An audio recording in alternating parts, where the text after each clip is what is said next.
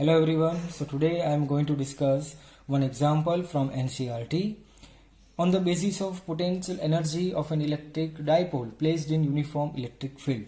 तो ये कंसेप्ट हमने ऑलरेडी प्रीवियस लेक्चर्स में देखा है.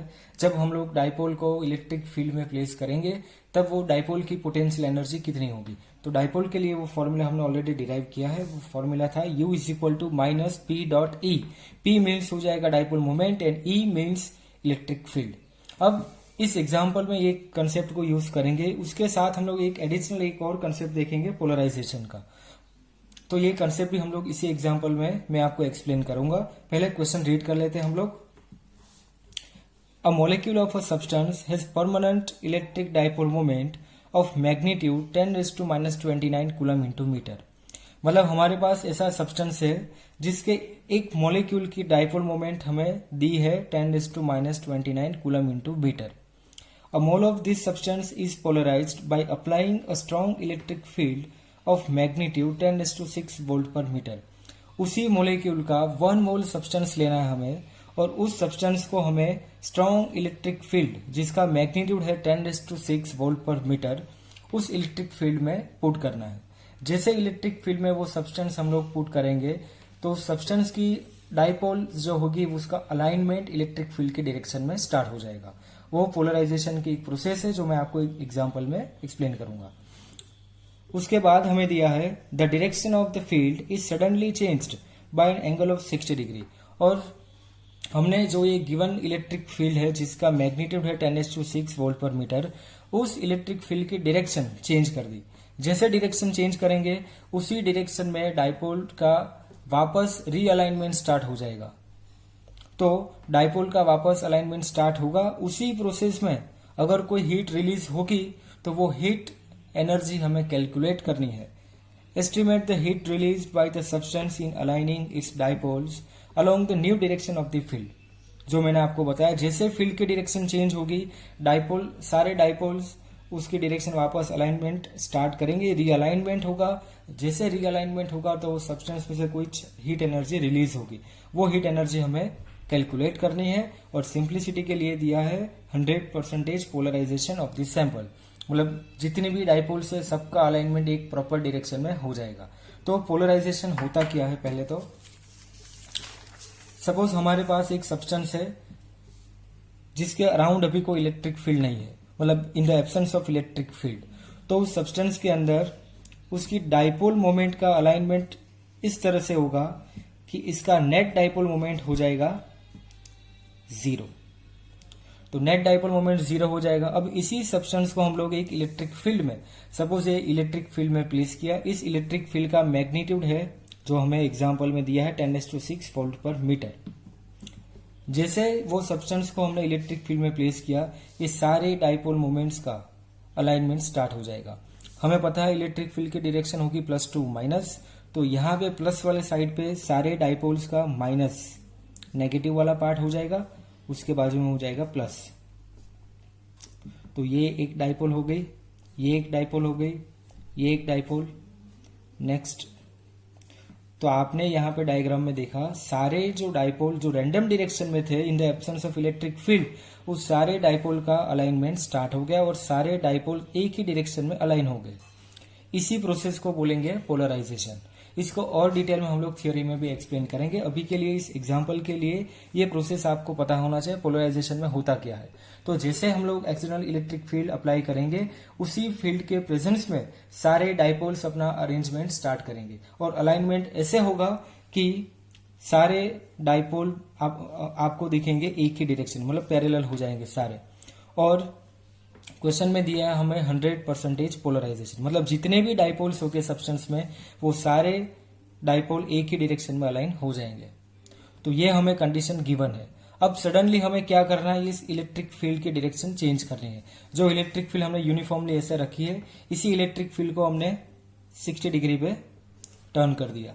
जैसे ये इलेक्ट्रिक फील्ड चेंज हो जाएगी तो इलेक्ट्रिक फील्ड का प्लस यहाँ पे होगा और इलेक्ट्रिक फील्ड का एंडिंग होगा ये माइनस यहाँ पे. जैसे ये इलेक्ट्रिक फील्ड इस डायरेक्शन में अलाइन होगी तो डाइपोल्स अपना अलाइनमेंट वापस चेंज करेंगे और डाइपोल ट्राई करेंगे इस डायरेक्शन में अलाइन होना. तो अलाइनमेंट वापस चेंज होगा।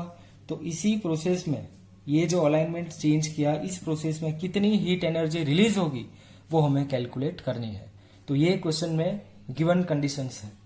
तो यहाँ पे दो कंसेप्ट यूज करना है। पहला कंसेप्ट होगा पोटेंशियल एनर्जी का, जो कंसेप्ट हमने ऑलरेडी डिस्कस किया है आगे लेक्चर्स में और फॉर्मूला भी डिराइव किया है। और सेकंड कंसेप्ट होगा पोलराइजेशन का। तो पोलराइजेशन में क्या होगा, जैसे इलेक्ट्रिक फील्ड में किसी सब्सटेंस को रखेंगे तो सब्सटेंस के अंदर जितनी भी डाइपोल्स होगी वो सारे डाइपोल का अलाइनमेंट स्टार्ट होता है और फाइनली वो सारे डाइपोल्स एक डायरेक्शन में अलाइन हो जाएंगे। इस प्रोसेस को बोलेंगे हम लोग पोलराइजेशन। तो एनर्जी कैलकुलेट करने के लिए पहले हमें पता होना चाहिए कि इनिशियली एनर्जी कितनी थी। और दूसरी चीज है, यहाँ पे जो डाइपोल मोमेंट दिया है वो डाइपोल मोमेंट एक सिंगल मोलिक्यूल के लिए है, अ मोलिक्यूल ऑफ अ सब्सटेंस। और हमारे पास पूरा सब्सटेंस कितना है, 1 मोल। पहले हमारे पास होना चाहिए टोटल डाइपोल मोमेंट। अगर एक डाइपोल के पास इतनी डाइपोल मोमेंट है तो 1 मोल सब्सटेंस के पास कितनी डाइपोल मोमेंट होगी और 1 मोल सब्सटेंस के पास कितने मॉलिक्यूल्स होंगे। तो एवोगैड्रो नंबर हमें पता है, तो वही कंसेप्ट यहाँ पे यूज करेंगे। तो ये हो गया solution. Dipole moment of each molecule कितनी दी है, 10⁻⁻29 कूलम इंटू मीटर। और इलेक्ट्रिक फील्ड की स्ट्रेंथ दी है 10⁶ वोल्ट पर metre. As 1 mole of the substance contains 6 × 10⁻23 molecules। ये एवोगैड्रो नंबर हो गया। अगर एक मॉलिक्यूल के पास इतने डाइपोल मोमेंट है तो इतने मॉलिक्यूल्स के पास कितने डाइपोल मोमेंट होगी। सिंपल मल्टीप्लीकेशन किया और ये आंसर आया 6 × 10⁻⁻6 कूलम इंटू मीटर। तो ये टोटल डाइपोल मोमेंट आ गई पूरे सब्सटेंस की। अब इनिशियल पोटेंशियल एनर्जी, जैसे हमने इलेक्ट्रिक फील्ड में सब्सटेंस को प्लेस किया तो आपने देखा डायग्राम में सारे अलाइनमेंट्स एक ही डायरेक्शन में हो गया। और ये डायरेक्शन आपको पता होगा, ये डाइपोल मोमेंट की डायरेक्शन है P और ये है इलेक्ट्रिक फील्ड, दोनों एक ही डायरेक्शन में है। तो एंगल कितना दिख रहा है यहाँ पे, 0 डिग्री। तो पहले इनिशियली जब अलाइनमेंट हुआ तब एंगल था 0 डिग्री। अब जैसे अलाइनमेंट इलेक्ट्रिक फील्ड का चेंज करेंगे तो इसका भी अलाइनमेंट चेंज हो जाएगा।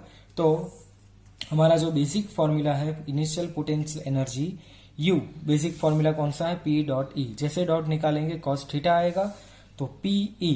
और पहले अलाइनमेंट सेम डायरेक्शन में था, मतलब हमने हॉरिजॉन्टल डायरेक्शन में अलाइनमेंट रखा तो cos 0 डिग्री। तो यहाँ पे P की वैल्यू हमारे पास कैलकुलेट की हमने, इलेक्ट्रिक फील्ड है 10⁶, cos 0 की वैल्यू 1। तो इनिशियल एनर्जी कितनी थी सब्सटेंस के पास, -6 जूल। अब जैसे हमने अलाइनमेंट चेंज किया, जैसे हमने इलेक्ट्रिक फील्ड की डायरेक्शन चेंज की, पूरा अलाइनमेंट चेंज हो जाएगा। तो फाइनल एनर्जी क्या हो जाएगी, -PE cos 60। P की वैल्यू कैलकुलेटेड है 6 × 10⁻⁻6, इलेक्ट्रिक फील्ड ऑलरेडी है 10⁶ और cos 60 हो जाएगा 1/2। तो ये आ गया -3 जूल।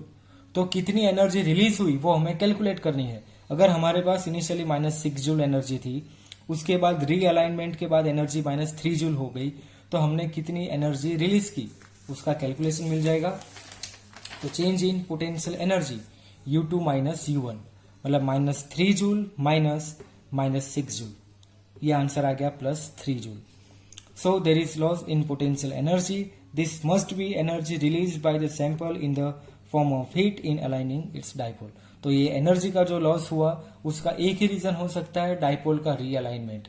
जैसे सब्सटेंस में सारे डाइपोल का रीअलाइनमेंट स्टार्ट हो गया तो उसी प्रोसेस में कुछ एनर्जी हीट के फॉर्म में रिलीज हुई होगी, वो एनर्जी हमने यहाँ पे कैलकुलेट की +3 जूल। तो ये आ गया फाइनल आंसर। ये एग्जाम्पल 2.6 था एनसीईआरटी का, ये इंपॉर्टेंट एग्जाम्पल है, इसमें 2 कंसेप्ट हमने यूज किए। Thank you.